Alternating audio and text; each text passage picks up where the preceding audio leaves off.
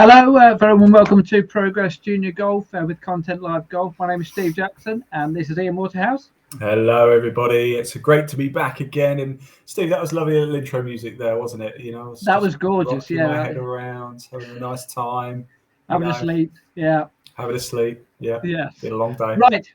So we are on to show number 6 then. Over the coming weeks and months, we're going to be covering lots of subjects within junior golf. It's a podcast all about junior golf.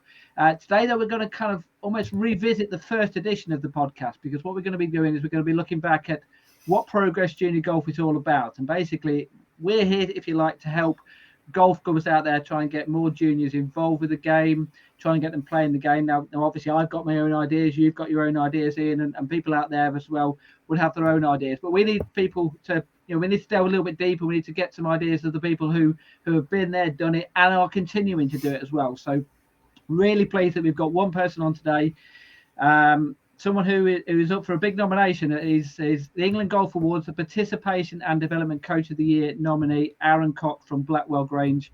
There he is. That's his nomination right there. It's official.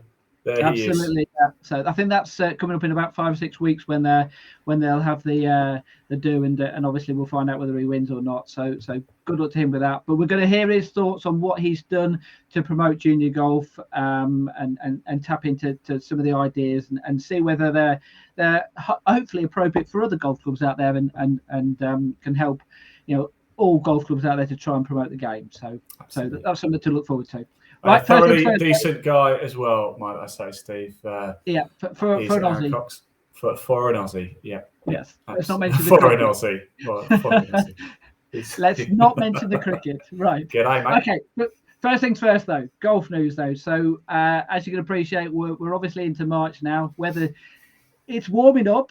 It's still a little bit wet. So there have been some competitions, not too many, as you can appreciate. Cornwall Junior Spring Meeting, now that took place at Bude in North Cornwall. The winner, Harry Druitt from Falmouth Golf Club with a net 70. The best gross score was a level par gross 71 from Jack Kevin from West Cornwall. So well done to him. Bedfordshire Junior Golf Tour, they had an event at Pavenham Park. The winner there was a home club member, Ali Anderson. 40 points. He had 2 net eagles and 7 net birdies on his scorecard. So not bad going for him. So well done to him. Now, this is not on the golf course, but it does take place in the last few days or so. Perth and Kinross had their sports awards for last year, and the Young Sports Personality of the Year was won by Blair Gowrie golfer Connor Graham. Now, last year he had a fantastic year. There he is, winning his award. Last year he won the Stephen Gallagher Gold Foundation Boys event at Fairmont St Andrews in September. Then in November he won the Junior European Open over in Spain. So had a really good there. There he is with our friend there, Nick Doherty from Sky Sports. Oh yeah. And as well as that, he played in the semi-finals of the Scottish Men's Amateur Championship. Now, just to give you an idea about how difficult it is to do well in that competition, only 5 juniors actually made it through to the knockout stages, and he made it through right the way through to the semi-finals. So well done. Only 16 years old, so that's one to look out for. Just a quick mention as well of some of the other golf awards which were given away on that. Team of the Year, Perth and Kinross Counties Ladies Team, they were nominated. Club of the Year, Strathmore Golf Club, they were also nominated as well. They actually did win another award, the Scottish Golf Tourism Awards. They won the best course between the 31 and 60 pounds category. Volunteer of the Year as well, Maura Lumbey from King James VI Golf Club was nominated as well there. Just to give you an idea, I mean, it's Perth and Kinross, so it's a regional award, but just to give you the kind of standard of the awards that were given out there, the Sports Personality of the Year was won by Laura Muir, the athlete who got a silver in the Olympics. And the person who didn't win was also nominated was Eve Muirhead, who won a gold in the Winter Olympics. So that's the kind of standard you're talking about there. So well done there to Connor for winning that award. Now, back on the golf course, another big event coming up in June this year. It's the Curtis Cup, which is coming up. So Great Britain Ireland against America. The squad has been announced. So 12 players have been announced for the squad. There it is there. So as you can see, the 12 players there. Of those ones who are still juniors, if you like, Beth Coulter from Ireland, Lottie Woad and Hannah Darling from Scotland. So 3 there Now I say they're juniors. Shall I read out what the ages are of the players who are playing, who are part of that 12? So I'll tell you something, Steve. You should never reveal the age of a female, but go ahead and do it anyway. Be it on your head. Of my head. Okay. Well, I won't say the names of the people then. I'll just say that. But 17, 18, 18, 19, 20, 20, 21, 21, 21, 22, 22, and 22. Whoever said golf was an old man sport, rubbish. How about that for players there then? Well, what a great, sorry, let's just show it again, because what a great day that is to show, because it is International Women's Day today as well, isn't it? So, yeah, absolutely. So perfect. Very apt to be showing that. And apology, I think it's a bit fuzzy, but that's from the RNA's Facebook page. So the RNA. So we'll blame them for the fuzziness. Blame them for that. So just to give you an idea about how the selection works, then the top 2 players in the world amateur rankings on April 21st will be automatically selected, and then 5 days later, the captain Elaine Radcliffe will pick her 6 picks. So there'll be 8 players who will go through to that squad there. Also announced today, it's only today that this was announced, the old course at La Zagaleta, managed to just about get that right, hopefully, in Malaga in Spain. They've been announced as the host for the Ping Junior Solheim Cup team. The Junior Solheim Cup, rather. That's next year. So September the 18th and 19th next year. That will be the prelude to the actual Solheim Cup next year. Now, I had a look at players who played in the Junior Solheim Cup. Now, if I told you the 12 players who played in the actual Solheim Cup last year who beat America quite convincingly, so 12 players, have a guess how many of those have played at some stage in the Junior Solheim Cup? Well, I'm guessing it's a big number, hence the reason you've brought it up. So I'm going to go bold on 9. 9. This man knows his golf. 9 of the 12. So 3/4 of the team who beat America last year have played at some stage. Yeah, you've done your research. Nothing gets past you. So the likes of Georgia Hall, Celine Boutier, Melissa Reed, Charlie Hull, Leona Maguire, Anna Norquist. So some top players who've come through that and played in that event. So that kind of says everything really about the kind of standard which you're going to see next year in that kind of competition. Spanish Amateur Championship, that's took place last week. Men's Amateur Championship. So the ones I'll mention here are the juniors. Harley Smith finished 11th, Josh Hill 19th, Jack Bigham 38th. So they all made it through to the knockout stages of that competition. I think they both got knocked out. I think they all got knocked out in the second round. But full England international John Goff won the title. And he's been playing this week in the Sunningdale Foursomes. And I've got a feeling someone else has been there this week and might have some news about what's going on. I was there today, actually. I was at Sunningdale Foursomes today. And funny, you mentioned Lottie. I caught up with Lottie and her dad and her playing partner, Rachel Gawley, today. They won. They're through to tomorrow. John Goff as well. He won. Now, John Goff as well, you may remember that name, by the way, if you don't already know. I'm sure you probably already do. John Goff. He's the 2021 English amateur champion. We were there at Moortown for that. And on Sunday or Saturday, whenever it was, he won the Spanish International Amateur Championship as well. And he won today at Sunningdale too. So, yes, that man is on a roll. And who knows, if he makes it through to Friday, you can watch it live. There you go. You can watch the Sunningdale Foursomes semi-finals and final live this Friday with us at Live Golf, now formerly Content Live Golf, of course. So there is a link in the body of this broadcast to a YouTube channel. If you're not watching on YouTube, make sure you click it, hit subscribe. You can watch the Sunningdale Foursomes semi-finals and final live. Every single shot live on our YouTube channel. So make sure you do go check it out. And I've got to say, Lottie and Rachel, they were very confident. They looked at it today. They came through 6 and 5. I think they won. So, by a decent margin. And who knows, it could be Rachel and Lottie in that final, or just at least making it through to the semis on Friday. Who knows? Absolutely, some quality players playing in that as well. Professionals, amateurs, juniors, as we just mentioned there as well. So well worth watching that. So same with junior then, just some competitions coming up. Robert Rock Junior Golf Tour, they've got their first competition in the UK this year at Formby Ladies Golf Club on Sunday. Over 100 juniors have put their name down for that event. Wow. US Kids South Wales Junior Tour, once again, first event on Sunday. That's at Swansea Bay. Next week, it's the South of England Youth Championships. This is for the Bernard Darwin Salva. It takes place at Rye Golf Club, March the 15th and 16th. That's played over 72 holes. They played 36 holes on both days, so So fingers crossed there's some decent weather for them, because that could be a long 2 days playing that. Previous winners of that include Tyrrell Hatton in 2011. So obviously some big names to follow there. Now this is the story which has just broke today, which I think is great that this has happened. It's the fact that the Stephen Gallagher Foundation, the Paul Laurie Foundation, and the Barry Douglas Foundation, all three massive foundations up in Scotland, they've all gone together and they're organising like a mini Order of Merit to qualify for the grand final, which is going to take place at the Macri Links on September the 24th and 25th. The 4 events which are qualifiers: Dundonald Links, Strathmore, which we mentioned earlier, which won awards, Newmaker, and Cardrona. Those events will take place in May and June. The Fowler Series, which is obviously very close to our hearts, will be covering these events this year. Entries are now open now for the England South, the 2 events there, Scotland, Ireland, Midlands, and England North as well. I'm sure the Wales event as well will be open fairly soon as well.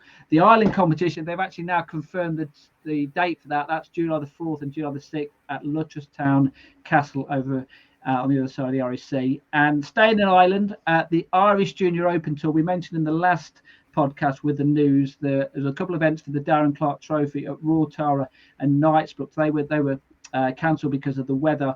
They've been rearranged. The dates for those are July the 18th and July the 19th. And just to mention as well, because the next podcast that we're going to be doing in a couple of weeks' time, on March the 23rd, we're going to be covering Irish golf.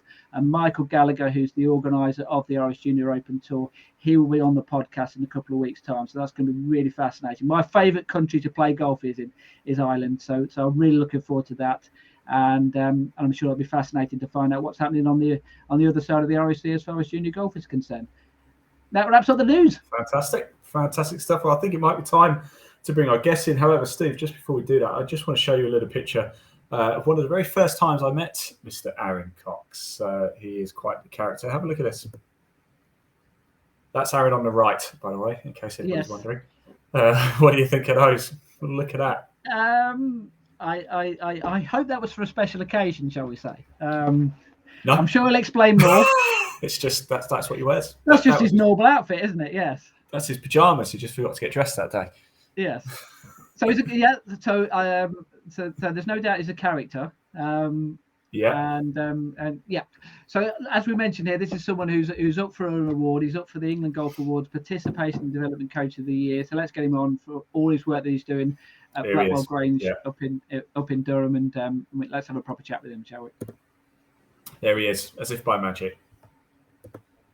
G'day, guys. I was expecting a more colourful outfit than the black, but there you go. Sorry, well, I've just been on the range for the last 5 hours doing teaching and then doing all my junior lessons. So this is the warm clothes for me tonight. Okay, all right. Well, we'll let you off then. If you've been working with juniors, we'll let you off. I'm sure. How would they have reacted if you'd have been wearing those clothes, though? Well, most of the kids have all seen me in those kind of clothes because when I first started, I had some very loud outfits that I used to wear here at the golf club. So the kids know I'm pretty loud out there with that. But that photo that Ian had, that obviously he came and spoke to me, that was at Cleckheaton, and I shouted out to Ian about I'm going to raise some money for the NHS, and if I can get to a certain amount.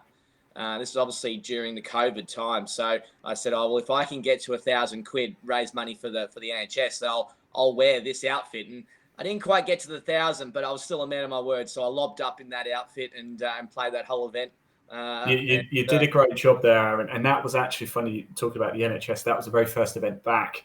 In fact, it was the very first professional golf tour back in the world after that global lockdown. That event, we obviously had Aaron playing, we had Jamie Donaldson, we had Carly Booth, we had Amy Bolden. They all played in it, didn't they? It was a huge event. It really was. Megan McLaren played in it. They all played in it. It was a massive event. Yeah.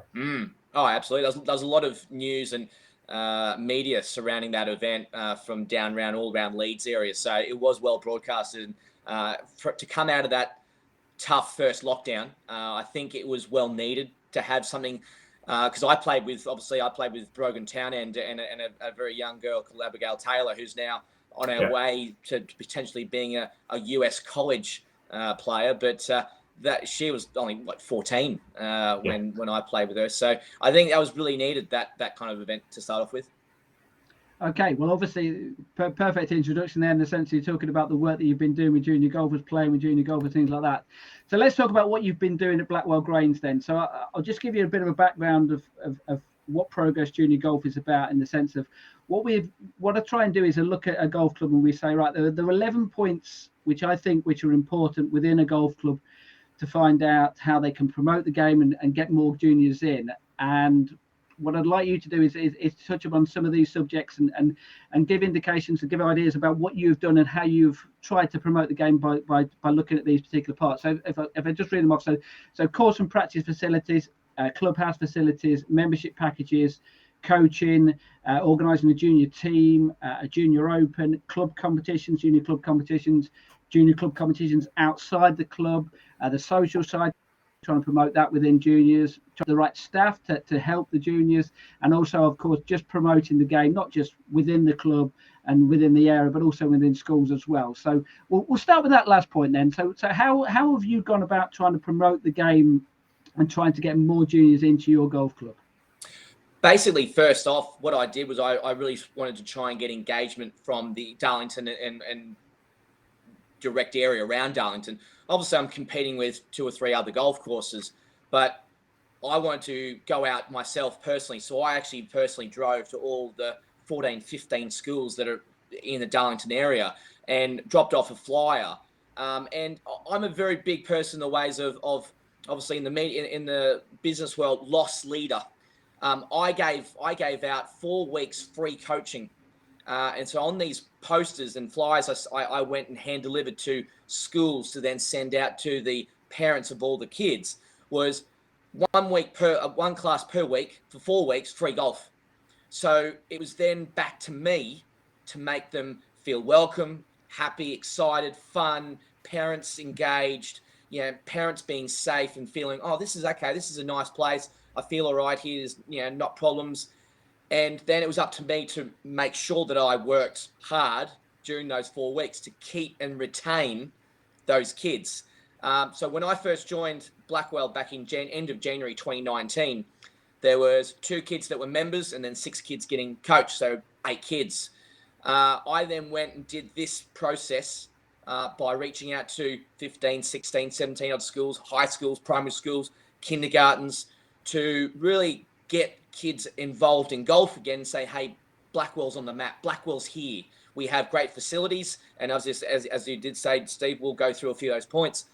But I wanted to get them learning about golf, get them into golf, to a sport that obviously I love. So it kind of fell on me to start that. So come February, March, I started getting those flyers out to all the schools. I sent the flyer out and I had a really good response from a good amount of primary schools directly straight away. And they sent them out to schools. And I sent out to all the parents via social media, via emails. And that was on the Monday morning. By the time 12 midday came, I'd filled the class of 15 that I was hoping to fill. So that was filled in 3 hours. By the time the end of the day came, by 5 o'clock, I'd filled the second class. And then by the time Wednesday came, I'd filled the third class. So 45 kids had come in a matter of 3 days. And I was like, well, what's everyone been doing? Like, what's everyone missed? That for me, that's been here 5 minutes, I've just gone out and went, right, look, all right, it's free, but 45 kids in 3 days, right, okay, now my job is to now retain them over those 4 weeks. So over those 4 weeks, I did the 4 classes. Out of those 45, I had 38 kids continue to pay. Wow. Parents started paying a monthly block. 38 out of 45. That's a huge number.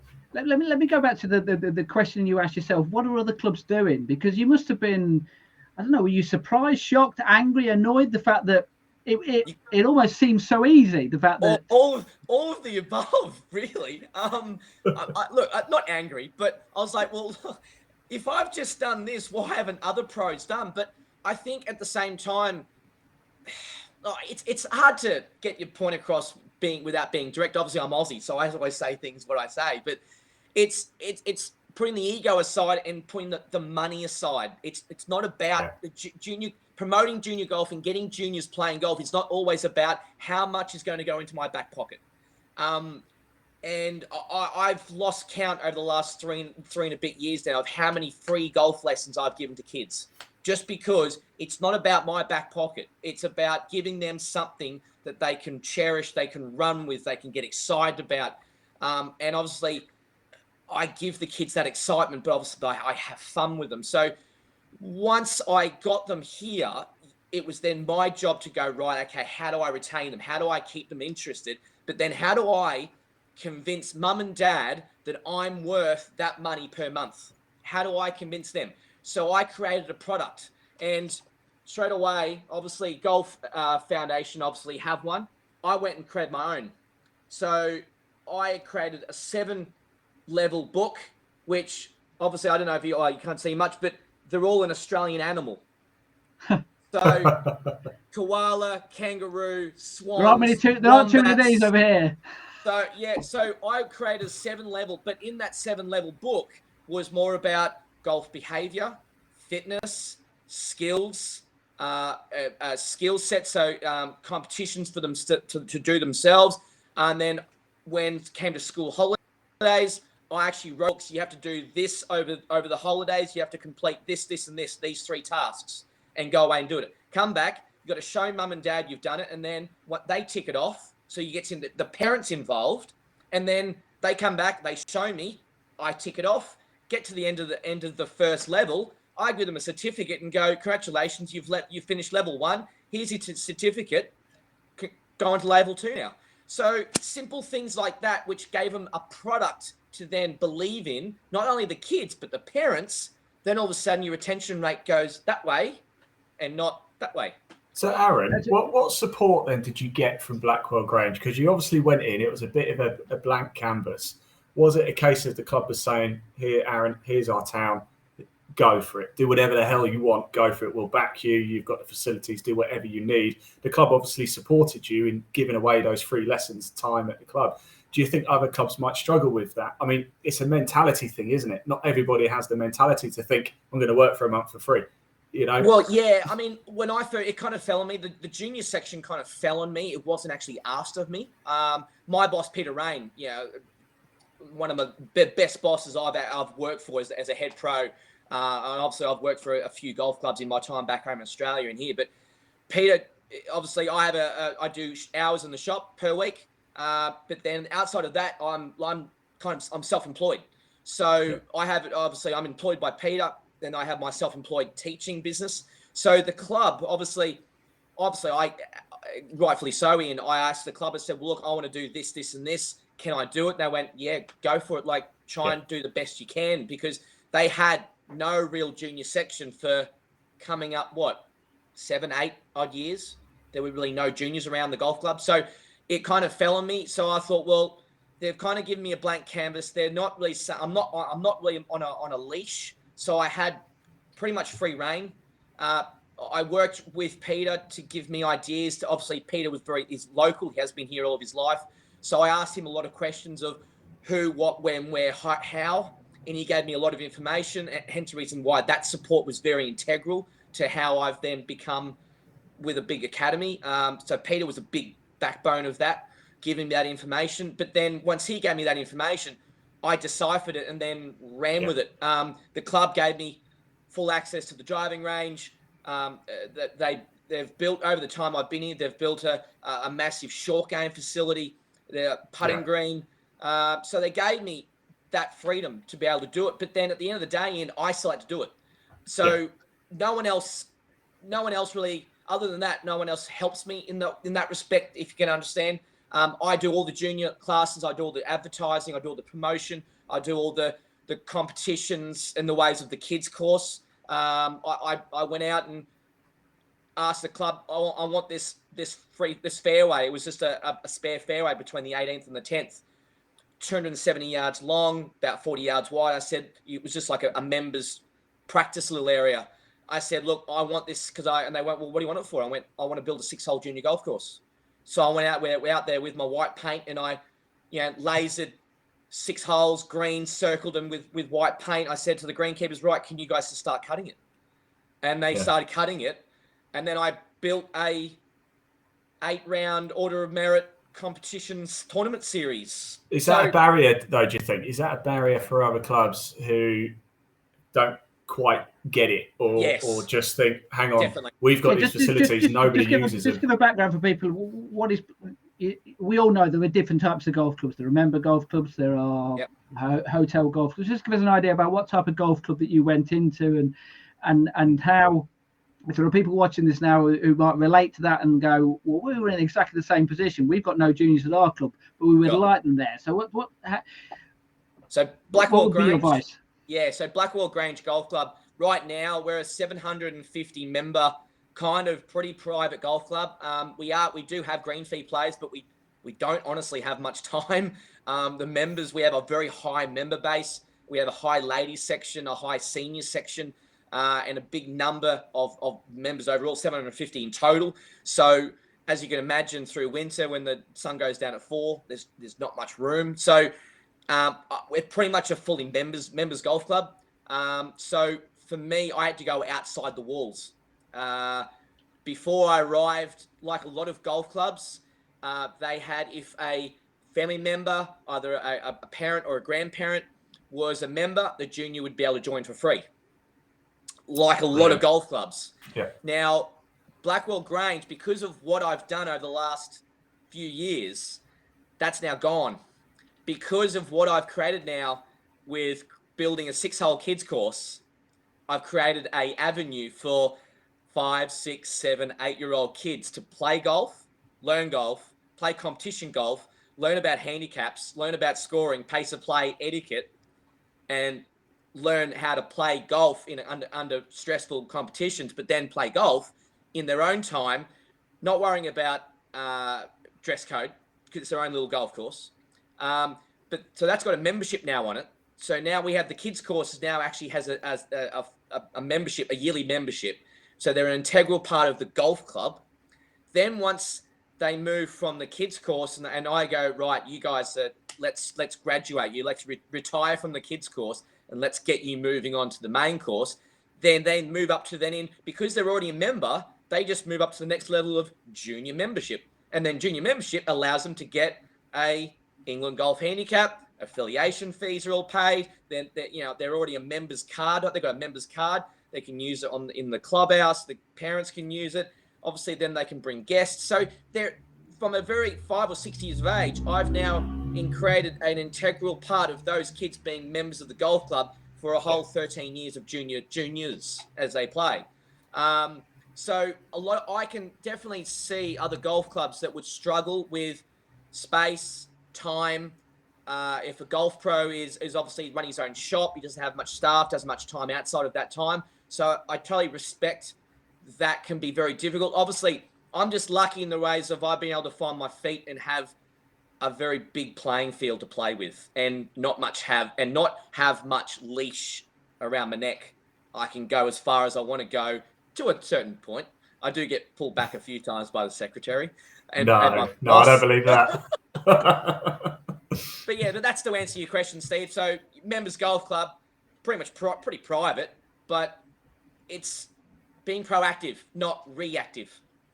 And how much reaction? So what kind of reaction are you getting from the members then? Well, how has that changed then? So initially, was there a little bit of apprehension of the fact that, whoa, hold on a second here, Yep. This is the members club. We don't want juniors kind of like, I don't know, how do I word this? Ruining our environment, things like that. Has that changed because they realised actually this works? Yes. At the very start there was that little bit of unrest, and obviously, myself, my boss Peter, the secretary, we did hear about it, unfortunately. But positively, yes, it has dramatically changed. The outlook in a lot of the members has now, it's very, very often, most days, I'll get members coming in saying, geez, Aaron, you're doing some great stuff with those juniors. Guys, like, they're always out in the kids course playing, or they're on the range, or they're on the putting green practicing, which is right in front of the clubhouse, and the members are inside the clubhouse. So now there's a big shift to, let's let's get behind these kids. Let's actually, get them and keep them here and get them involved. And now, and I'm actually kicking a lot of goals in the ways of I'm getting rid of a lot of barriers with segregation of juniors now, as they're now integral members of the golf club. Yet they are paying 10 times less than your full member, but they are now becoming more of an integral part of the membership because of they're out here, school holidays, they're out here every day. There's so many of them. I've got now 40 kids that are members of the academy course, which are obviously that's ages 5 to about 8. I've then got close to 50 kids that are actually full junior members on the main course. So that takes me nearly 100 kids regularly playing golf. And then I have 90 kids per week in my 10 classes per week on the range, or the short game area, on the putting green. Now, I'm going to put words into your mouth. This is not something I believe in at all, but is there some jealousy within the membership in the sense of, they're almost taking, you mentioned their membership fee is so much less kind of thing.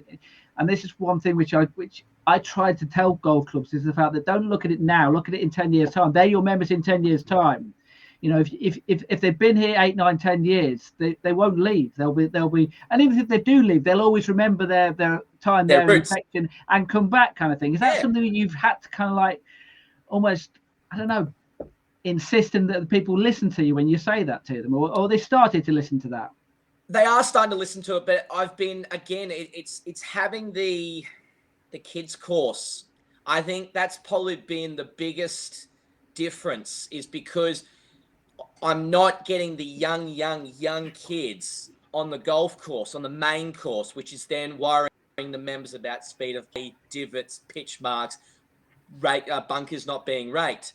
So with me having the young 5 to 8 year olds all playing on my little kid, their own golf course, technically, there's less of that bite back, if you know what I mean. So then I create their own comps on their own course. But by the time they are ready to then move in and join up with the older members, they know how to score, they have a handicap, they've played junior comps, they know how to score Stableford, they know what speed of play is, they know how to look after a golf course, they know how to fix a pitch mark, fix a divot, rake a bunker. Okay, let's talk about the course of the practice facilities then, which you developed at Blackwell Grange then. So just there's a golf club listening to this and they're going, actually, that's an idea. We could do that at our golf club then. Realistically, how long would that take to set up? How much would that cost? How much time would the pro have to do to actually implement that? Just give us an idea about what the process and how long it took you to go through that. So when I first arrived in January, end of January 2019, the club were actually moving their development plan. They had they've got an 8-year development plan over the next all up to 2029 of redeveloping the golf course, redoing bunkers, and doing aspects around the golf club. So they had a future plan in place, and that when I arrived, they were actually starting that plan. When it got to end of 2019, just before the pandemic hit, the club spent a lot of money on actually creating a state-of-the-art short game facility, a big green, bunkers, mounds, and from corner to corner is nearly about 80 yards. So they did that. Obviously, that was part of their development plan. When I stepped in and went, I want that fairway, the course for me, because obviously I haven't really done anything. All I've done is cut the grass back and then just cut a fairway, cut a green, cooch greens. But it's something for the kids to play on. So that took me, with the greenkeepers, probably 3-4 months to develop over the summer. I officially opened the course in September of 2019. In that first year I was here. And now it's been open 2.5 years. But I did a massive junior day, junior open day. So I put out a massive social media emails to all the schools saying, if you want to come down, I got the mayor involved. I came and had the mayor of Darlington come and officially. I put up 2 flags and put a tape between 2 flags, snuck them into the ground, and I got some big scissors, and I said, mate, open the scissors right on the first tee. And I had the Northern Echo there, but I literally had about 160 odd parents and kids there just watching the mayor hit the first shot. And then I said, right, kids, off you go. And then you could just see them running down the 6 holes, finding a tee to tee off, golf balls flying everywhere. No one was worried about anything. It was just a fun afternoon of golf. We had the barbecue going. I had members help me with the barbecue and some soft drinks going. And some. I think we all want to know, Aaron. I think we all want to know, was the mayor any good? Did he hit it straight? I did give him a card. I said to him he could improve his swing a little bit. He's been a client now for the last 2.5 years. I wish. So how much did that cost you then to actually set that all up to do the course? Was it literally? Was it? I mean, you mentioned the fact that you were giving out free coaching, so obviously you weren't making any money to pay for that. So who paid for that? Did the club give you a grant? Did you go to the Golf Foundation? How did you? Well, finance because it was just a spare fairway on the land of the golf club. I just asked if the club could help me out. So I got the secretary. The secretary just said, yeah, okay, go for it. We'll help you out. You go mark it up, and we'll just start cutting it. So then I got really on board with the head greenkeeper, and I said, look, is there any chance you can just funnel cutting the 6 fairways and 6 greens once a week into your schedule when you are working on the main golf course? And he went, yeah, no problem. So to me personally and to the club, setting up that, it honestly hasn't actually cost us anything, really, to be really honest. No, and also, I mean, let's say that the green and the fairway that you might have settled there, it doesn't have to be absolutely pristine, perfect, Well, no. 11 on the stimp meter or anything silly like that. It just has to look like a green. That's it. As long as they can hit a golf ball and yeah. But that's where then my coaching comes into it, because then, moving into that, then that's where you move into the coaching aspect. Working in with the lost leader, giving the kids 4 weeks, but creating a product, but getting the parents and the kids believing in that product. And that's what I think golf pros, and look, I've tried to reach out to a few golf pros. I mean, I've seen many times on Facebook over the last 3 years that something's come up about junior golf and is your golf club struggling with juniors? And I see so many of these golf clubs post comments saying, yes, we don't have many. So I did this once, and I've done this once only, and I reached out to about 3 golf clubs who actually posted on this Facebook post that was saying, "Oh, are you struggling with juniors?" So I reached out, and at this point, I had over 100 kids per week coming for lessons, and I reached out to them. I rang the secretary and the pro, and I said, "Look, I saw this post. Your club, whether it was you or someone in the golf club, had posted saying, they struggle with juniors. We need help or something like that." So I rang them and said, hey, look, I've got a model. I've got a product that does work. I've retained juniors. I've increased my juniors. Do you want help? Do you want some help? I'm more than happy just to help you, come over, speak to you, sit down with the club pro, the secretary, whoever, the captain, and just give you some information. In other words, give you free information about what I've done, to give you some kind of model to then try and build something for yourselves. And I simply got a brick wall. And how frustrating was that? It was very, because here I was wanting to give free advice, free help, a model of my own that I created. I was willing to actually give these 2 or 3 golf clubs my model for nothing, without charging them like a consultancy fee or anything, to go have a crack at building a junior section. And I got was, no, we're not really interested. We don't really need your help. We're okay. It's like, right. And okay, are they without going into too many details, do you see that they're in the same position they are 3 years ago when you first made that offer? To be brilliantly honest, I don't see anything from those couple of clubs I contact on social media at all. Really, I don't really see much. So I'm guessing that they probably would be still in the same position that they were 2 or 3 years ago, which let's hope they're upsetting. watching this, and hopefully they'll get the idea of the fact that it wasn't a false, No. offer. It was a genuine offer in the sense Yeah. that you are here to help, in the sense of anyone who's watching this now is getting your advice now for free. And look, and I still say today, I mean, even today, I'm still sometimes reaching out to a few pros, going, hey, look, do you need a little bit of, do you need a bit of a hand? You're more than happy to help out. Do you need some information? Do you want, how I've done it and how I've actually created my own academy, and quite a fruitful one for myself. I mean, I charge, I don't need to spell it out, but I charge £28 a month for 4 classes a month. And obviously you break that down and you times that by how many kids I've got, you can actually make something of it. But up here in the north, that's what I do. Okay, so let's delve a little bit into the coaching side of it then, because Sure. obviously you're dealing with what, from age, let's say 5, 6, right the way up to 17-year-olds. I've got 7. I've actually got one junior right now that he wants to do start his PJ training next September. Yeah. Wow. So how do you? Because that's obviously we've done this on the podcast previously, myself and Ian, and talking to different pros and all that. It's Sure. a very different thing dealing with a 5-year-old to dealing with a 17-year-old, to dealing with a Absolutely. 14-year-old, to dealing with a boy, to dealing with a girl, to dealing with a group. So how do you work your coaching sessions around that then? One big word: adaptation. Okay.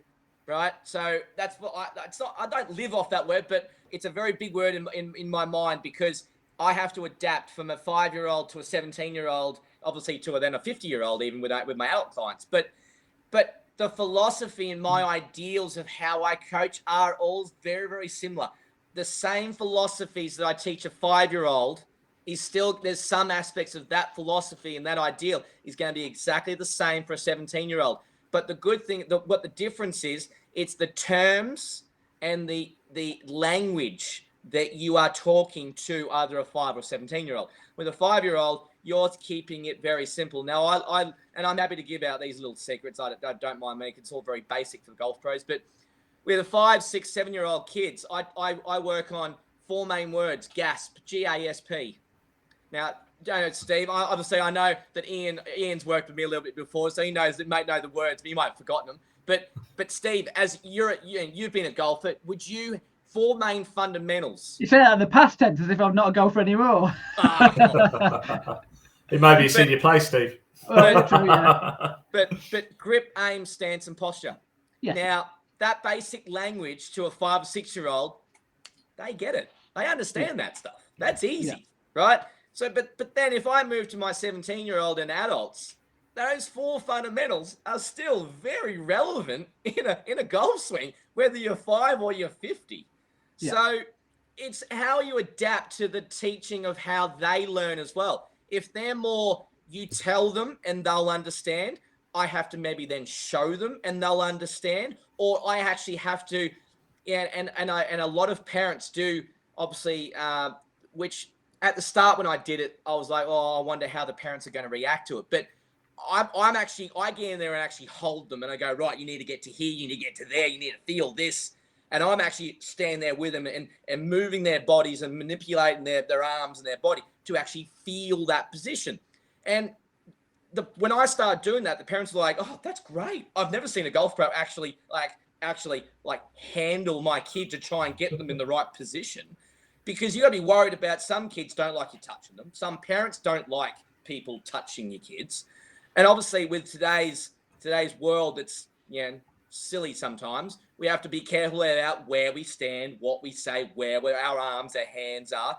But obviously, all my classes, the parents are always there watching. But they love it because I'm getting them into the position they have to feel. So I'm more of a hands-on kind of golf pro, where I want the kids, whether they're 5 or 17, to feel that position, feel that turn through the core or the shoulder turn, and make them actually, I get their shoulders and go, whack, right, and get them to turn. But then they feel it and they go, oh, yeah, I felt that. But that's the way you have to adapt from different learning aspects of those kids, whether they're kids, young kids, very small kids, bigger kids. So I adapt. That's how I really, my adaptation to the kid and the student, but also the language of what I'm saying and how I'm saying it and how it's coming across. So I just had a flashback of when I was a kid, where I remember being stood walking behind someone as they swung the club back and it whacked them, and I've still got the scar on my head of where it on my head, and it's you standing there touching as they're swinging the golf club back, and I'm thinking, don't do that. Been there. I've lost count of how many times I've been hit in the head by a golf club on the way back and on the way through after impact. Oh. So yeah, I know how you feel, Steve. Yeah, absolutely. Okay, right. So one of the things we did one a podcast on parenting and how to deal with parenting and things like that within. So we won't touch on that too much. But obviously, when you are dealing with children, how much is it just with the child, or how much do you have to also incorporate the family as well, and making sure that they're on board with what you are doing? Look, I always get them. Good point. Good question. I always get them involved. I always have them involved. So a lot of the parents, whether it's winter or summer, because of how I've created things now, I reckon I have about 95% of parents actually there every class. So they see what I do, how I talk to the kids, and they love when I discipline them. They absolutely love it. Like the amount of times I've told off a kid and they just, sorry, Aaron, oh sorry, and then they do the right thing straight away, and the parents look at me going, how the hell did you do that? Like, but no, it is important for me, Actually, Steve, just on that subject, because there is a way of doing that, isn't there? There's a way of doing it whereby you mentioned a little earlier about learning the etiquette and things like that on the golf course. There's a way of teaching kids whereby it doesn't feel as if you're preaching to them, and we all know there's plenty of members out there, older members out there, who see a person doesn't repair a pitch mark or whatever, and the first thing they'll do is go over there and they'll tell the kid off, and they'll walk off that golf club, and they'll be wary of that golf club. Yep. So how do you cope with something like that then? Well, what I do is I really try and get them to talk to me about why they did that or why they didn't do that. What was on their mind that made them think they didn't do it, or they didn't have to do it, or why they don't have to, why they didn't want to do it. So I get them to give me information first, which then that information then allows me to work out which path I'm going to then react to, or how I'm going to react back. If they say, well, I don't need to do that stuff, then you go, right, let me tell you something, right? But if they say, oh, look, sorry, I didn't mean to, I just forgot. And you go, okay, right, in future, you have to make sure that you do take this into account. You have to think about this. Yes, it's a lot on your plate, but when you're here now, you have to be mindful of other people. You have to be mindful of your other students, your other peers, your other mates, but members, other parents. So the one good thing that I have here with the kids, obviously the way I come across, obviously I'm Aussie, so it comes across very differently, but the kids listen to every word. I have a lot of kids that just listen. They're just staring at you like they just locked eyes on you. So I do a demo at the start of every class, about 8 minutes. But I go through what I want them to achieve in the class. Then I go, right, off you go. And then they'll run down to each other's bay and they'll get ready and they'll get the balls out and they get the clubs out. But because I've got them into a process, they understand they have to go through 2 or 3 practice swings. They have to go through gasp. They have to go through the TTR, the triangle, the takeaway, and the rotation. They have to think about all those letters that I've now got into their heads. GASP, TTR. Like every week it's those same 7 letters every week, and get them repeating. I go, what does T mean? And they go, triangle. What's the other T mean? Oh, takeaway. That's it. Right. Well done. Awesome. Good. So it's repeating the process that they get into, because then when they do get on the golf course, Steve, you're not having that problem of an older member going over and berating a kid for not raking a bunker. You've then got them into a process of, they understand that this is the process of A to B to C to D to E when they play golf. I suppose so, Aaron, having the parents there as well, purely from a business point of view, because a lot of clubs will look at it and think, yeah, sounds great, but we've got to monetize this as well. You're monetizing it. How does the club monetize it? Having parents there, there's secondary income. They're going to spend, aren't they? I often say this. This is what I said to you about your pro-am. If you just get people on site, just get them in the door and then deal with it there and then. And of course, it's a lead generation exercise if they're there. What sort of percentage of the kids that you've got are kids of members, or just it's only the kids who are members and not the parents? To be brutally honest, can I just add to that question as well? So a very similar point. And how many of those are from a non-golfing background completely? So percentage of kids that have members as parents, I would say would probably be a very low percentage now. Really? Okay. I'd probably say about 10, not even 10, maybe 10, 15%, not even that. Wow. You thought that'd be higher, wouldn't you? I would have thought it'd be like 70, 80% or something. But no, so I'd probably say maybe like 15% would be that the fact the parents are actually members here. A lot of, I would then say a good chunk that would be kids that have parents, grandparents, aunties, uncles that have played golf over many, many decades, probably members of other golf clubs that are still in this, like in the Darlington area, that live here, but have then family members that do play golf. And then the last point was, sorry, Steve, was that last point, the percentage of no background. So that's right. That's it. No background. I'd probably say that's probably the biggest part, to be brutally honest. Wow. And that's the exciting part. You're getting people into the sport who not just the juniors as well, but the parents as well who may take up the sport. I mean, we're going to have Kai Williams, who's an England junior golf ambassador, and I know that his mum knew nothing about golf, and she started to take it up a little bit now, which is lovely to hear. The fact that it's normally it comes the other way around. Parent teaches the kid how to play golf, but it was actually the other way around in that family. Yeah, I mean, look, I've found that a lot of, I mean, out of, as you mentioned before about like parents and secondary incomes and all that stuff I've probably got now probably 10, 15, maybe 20 parents now on my books as a student. Yeah.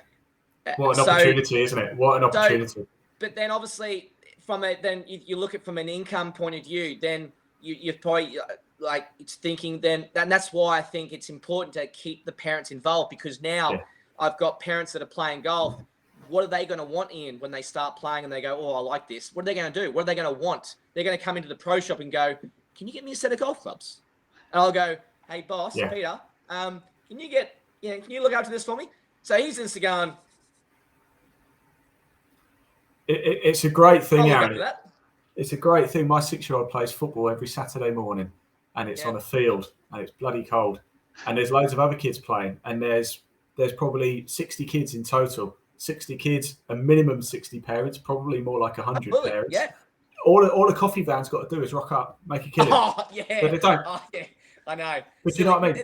It's that kind of common sense that you'd think, well, that's obvious, isn't it? But no, sometimes, and that's where I think, why I think it's upsetting that you have many golf pros and golf clubs that are struggling with juniors, because sometimes it's an ego thing. I don't know, because I've only been in England 4 years, so I'm still learning, obviously, the culture.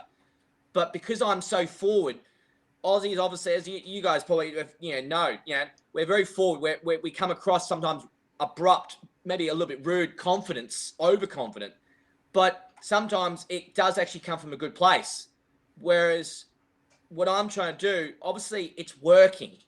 But I would love to help other golf clubs or golf pros that are genuinely struggling or just trying to increase junior numbers at classes or junior memberships, or what can you do differently? It's like, I mean, it's quite funny, because obviously every club has their presentation nights. And obviously last year was everyone was a little bit still unawkward about the COVID thing. Yeah. The seniors had theirs, the ladies had theirs, the men had theirs. And it was probably no more than, say, 50, 60 people that rocked up to these presentations. I know I went to the men's one. There was 54 members that went to this presentation night. I did a junior presentation night a matter of like 2 weeks after, end of November, 2 weeks after the men's, ladies and seniors. I had 130 Wow. kids and parents in the clubhouse, a full buffet. They all paid £10 for parents and £5 for kids for entry for a buffet food for an hour and a half. Just pick up whatever you want for food as much. They'll just keep bringing the kitchen, just keep on bringing food out. All kids' food, plus also a little bit of food for the parents. And at 130. Now, you talk about then secondary income. What do you think the bar took that night? Exactly. Now, I don't see that. The club sees that. So the club saw all the entry money. Then the club saw all the bar takings. For me, putting on a night to say well done to the juniors for playing a great season. Like, I don't know. It's just simple stuff like that. Common sense is very rarely seen in golf, unfortunately. Now, Ian did warn me the fact that this podcast this evening will be the first time that we ever go up to the 2-hour mark. So I'm wary of the fact that we're running out of time here. No, I won't do that. Ian. So just very bus again. I might have said you could talk a bit, Aaron. I might have said that. I can talk just briefly then. So if it is, I mean, we could talk about junior competitions within the club and things like that. But just briefly then, if there are golf clubs watching this now, and what would be your advice then to if they're in the same situation, they're struggling with juniors and they go, what can we do about this? What would be your, first 4 things that they would do? What would Well, first thing first would be to hop on the computer, create a flyer, do a loss leader. Yes, it's not money, but you got to think long term. And as we all say, a lot of these kids aren't going to play golf forever. They're going to go away, go to school, go to college, meet boys, meet girls, and find alcohol when they're 18, potentially, start driving. But they're going to come back when they've got their own kids, and they're going to go, you know what? I'm going to go back, pick the golf clubs up because, you know what? I'm still in the air. I'm going to go back to Blackwell. That's where I did my junior golf. So number 1 would be flyers, bang, schools. Go out and meet the schools. Don't just sit on the computer and hop on the phone. Get in their face. I went to many schools over and over and over again because they wouldn't send the information out. So I just kept on lobbing up to their reception and going, hi, it's Aaron again. Here's another flyer. Hi, Aaron again from Blackwell Grange. Would love to get some information out to your school regarding some junior golf. It's free, by the way. I just bombarded them. I just kept on going back and back and back. So that's number 1. Go to every primary school in the area. Say hello. Meet them. Put a face to a name, to a voice, and they see a lot more because they're seeing how you speak. Because sometimes seeing a facial expression is more than just hopping on the phone, because someone can talk about junior golf, but then that person may not be as enthralled and excited about junior golf as what they say they are. So seeing them in person can automatically see, hey, this guy, this person, this golf pro, woman or guy, they're excited about junior. Oh, well, yeah, okay, this sounds pretty cool. Like, it got me going now. I'm just working reception. So that's number 1. Number 2 would be then get your golf club on board to get you help in the ways of having that email stream to the membership, because again, your membership is going to have direct access to what? Oh, family members, kids that have kids of their own, or cousins. Oh, the cousins are only about 9 or 10. They might like this. They're in the area. So then that membership does the work for you. All those members of that golf club can then go out to their own posses and their own families and their own little areas and go, hey, check our golf club out. We've got this golf pro that's doing this great junior thing. Hey, it's free, 4 weeks free golf. Do you want to go try it? Do you want to bring little Johnny along? So that's number 2. Number 3 is create a product that you believe in, but B, you can then sell. It's getting the product that people can take in and take it in for themselves. Get them excited about that product. So then they take it on for their own product. You created it, but they think it's their own. But then they get involved. The parents get involved. They get involved. The kids get excited. Then they start running with it. Then they go back to school. Oh, hey, Johnny, I'm doing this at that back. Then the kids are just doing this, right? So that's obviously a great way of doing it. And then number 4, have fun. Just enjoy it. Like enjoy Basically, the do the process. first 3 and you'll be fine. But do the first 3, you'll be onto a winner. Yeah, I was cruel to give you 4 there today. You only need 3 really. Yeah. Look, I think anyone who's watching this, and I think Ian certainly agree with me when I say this, is that when you've got someone like yourself, is that the enthusiasm is infectious, and we as adults can follow you and go, we want to do what he wants to do, kind of thing. So it should be easy for kids, because kids love that. You know, if they got a pro who or junior organizer or junior secretary or whatever it happens to be, who can get the kids in and then smile at them. I mean, one of the points which I got down on the list to 11 is staff and getting the right staff and getting them to talk to the kids in the right way, and I know that they'll get that with you, and I know that they'll get that at Blackwell Grange, and I think that all forms part of it, kind of thing. So it's I think for me, from giving the kids for me, the big word for me is pathway. And I think creating, and that's obviously in the product, but it's creating a pathway, letting the parents know that there is a legitimate pathway for the kids to stick around at your golf club for 10 years of junior golf. There's a pathway that they can get better and better, and they can go up and they can move up and they can do this. And going back to when I built that kids course, I thought, you know what? I wonder if I could then play some tournaments on there. Now, all of a sudden, I'm now playing 8 tournament series. I've got a business that sponsors the academy course that gives me money per year for the kids, so I can then buy shirts, hats, jumpers, winter gear, beanies. He sponsors the Golf Sixers League the team that I put in. So he puts his logo all over their shirt. So then I've got an income stream from a sponsor paying for the academy course. So then I go, you know what? I'm going to build this tournament series and go get some absolute cracking trophies. I play for a green jacket. I play for a claret jug. I play a playoffs, the finale Blackwell playoffs. We're playing on Saturday this week. We're playing the Players Championship. Now, what's on the Players Championship? Exactly TPC Sawgrass.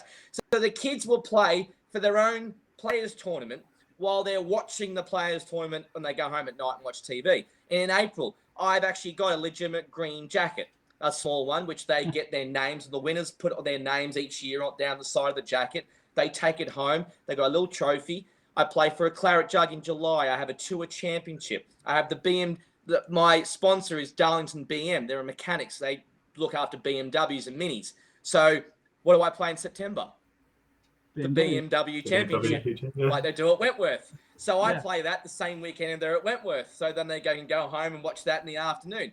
So it's giving them something like that. And then every year, the top 24 on that order of merit qualify for the following year's Ryder Cup. So then I pick 2 captains. They go pick 12 players each, and they have a European and a US team. So then I have a yearly Ryder Cup. But then it's the focus of trying to make the top 24 because they want to qualify for the Ryder Cup the following year. So then I play the Ryder Cup middle of the year, let the 2 captains pick their teams. I just have a foursomes in the morning, a 4-ball in the round 2, and then it's 12 singles in the afternoon. So they're there all day. I've got their attention for all day. The club, they're in there eating food for lunchtime. We have a lunch break, so they're in the clubhouse, buying food, buying drinks. We have a Ryder Cup trophy, and then we have I put it all over social media. I do live videos, I do live streams while they're playing. It's getting them excited about them playing golf, not just, and unfortunately, this is the advantage that I've got to, as you said before, what other golf clubs and golf pros will find hard. I've got a pathway for the kids to play golf at age 5, whereas golf clubs may not have that. They've got ranges or they've got practice facilities to allow the kids to develop, but then they can't get on the golf course because members don't like and it's hard. It's hard to get that membership to allow you to be happy, allow them to be happy without worrying about them on an afternoon when you got 5 and 6-year-old kids out on the golf course playing 70-yard holes. So that's I totally understand and respect that kind of difficulty that most golf clubs have got. But if something is impossible, it's always possible. You can't have a well, I can't do it. There's no can't. There's always can, will try. Like, you can't just stop. There's no brick wall in front of me. I don't let myself see a brick wall, because there's always possibilities. Right now, Ian, I need to ring up England Golf, by the way, for when they do this award ceremony. That if they have, when they do the speeches afterwards, they need to leave an extra hour. I'd never thought I'd meet someone who can talk more than you can, Ian. So congratulations, Aaron, for managing to keep Ian off the mic for this time. No, like I say, I mean, joking apart, it's infectious what you're doing there, and people who are watching this hopefully realise that it all comes from the heart. No, that's not fair. It comes from the heart and the head as well, because everything you're saying there makes sense. You would hope that people will see the passion and everything, but also they realise that all the things you're saying there are so much common sense and things which there might well be things which don't quite work within their club, but there are certain things whereby they can adapt it to make it work at their club. They may not have like a fairway you have, but they might have a driving range which has a little bit by the side whereby they can just use a 30-yard area or whatever. Or they might have a practice bunker and things like that. So there are ways whereby clubs can work themselves around this and get something in their golf club which can help. Look, really appreciate your time this evening. I think Ian, we're gonna have to get him back on to do a different subject. I think we probably will. Yeah, absolutely, anytime. Yeah. Right. Okay. Just to mention as well, then, for the next podcast, which we've got coming up in a couple of weeks' time, March the 23rd, we're going to be covering junior golf in Ireland. Have you ever been to Ireland, Darren? I have, mate. I went to play Royal Portrush back in 2020. Absolutely fantastic golf course that is. Yes, absolutely. Now we've got Irish Junior Open Tour organizer Michael Gallagher on, Irish golf journalist Emma Self, and also New Forest Golf Club professional Stephen Barrett. He's hosting one of the Irish Junior Open Tour events over there. So it's going to be fascinating to talk that. We're going to be talking some other big subjects as well. Hopefully we're going to be doing one on Scotland when we're up there covering the Faro series. We're going to be doing some stuff up there, aren't we, Ian? We most certainly are, yeah. The home of golf. So, and then we're going to be doing a few other subjects. We're going to do one county golf. I'm going to be talking to Fliss Johnson at Ladies European Tour Pro. We're going to get her on as well. So, so lots of different subjects. Fantastic, Aaron. Really appreciate it. Best of luck for all you're doing, and thank you. And hope it's appreciate it. And it carries on like that. It's funny you just mentioned county, because I teach the county girls. Darren, one of the girls' team here as well. So. We'll do that as well. We'll get him on that one as well, then, shall we? He's got to come back. He's got to come back. Well, Steve, you will have to. You have to get me back, because I've told Ian this many times, but I actually created an elite development program as well, which is pretty much it's the development plan to take kids into county and then beyond. Well, that's one subject we are going to cover at some stage. We're going to cover the elite golf, because obviously we've looked at how to try and get more juniors into golf, and all that, but also getting them from that level to then become top players as well is not easy, as we well know. No. And I've got that in place already. I've got a physio and a fitness personal fitness trainer who trains my my elite class as well. So I got a physio and fitness that they do to get them ready for county. So I do that currently with my elite kids. So if you ever, if you want to, I'm more than happy to do some more elite stuff, because that's exactly what I've been doing the last 12 months. It's a good job we only do this every fortnight, isn't it? Otherwise we'll have... I think we're still on. I think it is 2 weeks later now, actually. I think it's... I think about the 20th of March now, isn't it? Hey, only joking, Aaron. I'm only teasing, mate. Start talking on junior golf, mate. You're not going to shut me up. Aaron, I could keep going with this. I could. To be fair, the important thing is the important thing is we're not talking about the cricket, right? Please don't. We are going to have to say goodbye. Really appreciate it, Aaron. Thanks so much again, Ian, and we'll see you all in a couple of weeks' time. Yeah, thanks everybody. Thank you.